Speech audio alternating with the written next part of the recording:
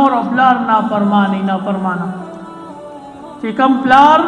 کم مشر هغه د حرامو ارتکابو کی او داغه په معاملې کې حرام راشي داغه په کاروبار کې حرام راشي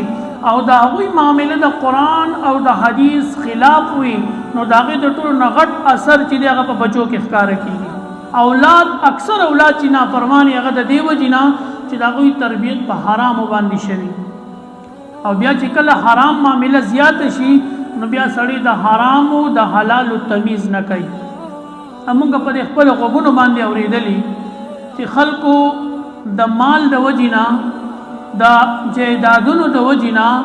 او د غلطو معاملو کې د اخته کېدو د وجینا د خپل رشتو او د خپل دوستۍ انکار کړي نه نو په خپل غوګونو اوریدلی چې بچي لګېدلی د پلار د رشتې انکار یې کړي